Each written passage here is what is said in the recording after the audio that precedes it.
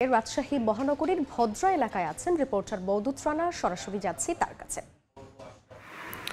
দিনভর ঘন কুয়াশা ছিল, সেই সাথে বিকেলের পর থেকে শুরু হয়েছে বাতাস। সব মিলিয়ে খুবই যে কঠিন শীত বলা চলে সেটি, এবং সাধারণ মানুষ যেটি বলছেন যে এটি হাড় কাঁপানো শীত এবং জনজীবন অনেকটা স্থবির হয়ে পড়েছে।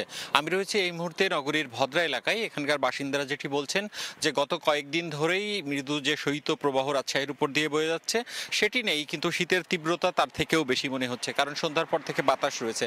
এবং যেটি বলছিলাম যে ঘন কুয়াশা সকাল থেকেই ছিল, দুপুরের দিকে কিছুটা রোদ দেখা গেছে, তবে সেই রোদের যে তেজ ছিল তাতে যে উষ্ণতা আসার কথা সেই উষ্ণতা আসেনি। ফলে দিনভর যে শীতের প্রকোপ সেটি কিন্তু থেকেছে।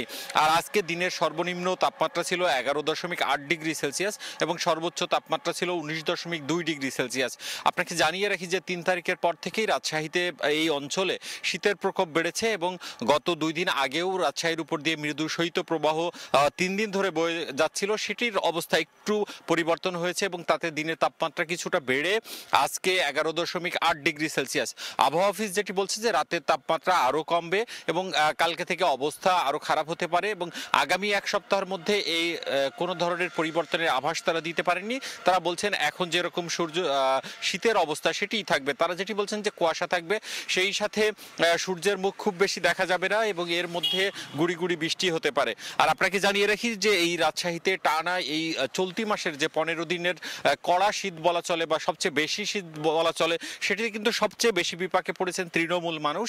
তারা খড়কুটো দিয়ে শীত নিবারণের চেষ্টা করছেন। তারা বলছেন যে তাদের খুব বেশি গরম কাপড় নেই, যার কারণে তাদের কষ্ট করতে হচ্ছে। অন্যদিকে তারা যেটি বলছেন যে তাদের কর্মঘণ্টা কমে গেছে, সকালে খুব বেশি ঘন কুয়াশা থাকার কারণে তারা কাজ করতে পারছেন না, আবার বিকেলের দিকে ঝুপ করে সন্ধ্যা হওয়ার কারণে তারা কিন্তু অল্প সময় কাজ করতে পারছেন।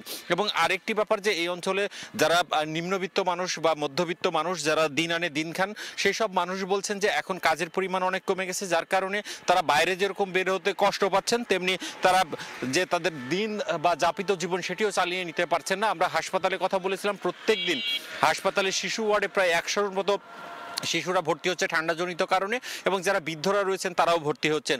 এই ছিল রাজশাহী থেকে আমার কাছে সর্বশেষ। সরাসরি ছিলাম রাজশাহীতে।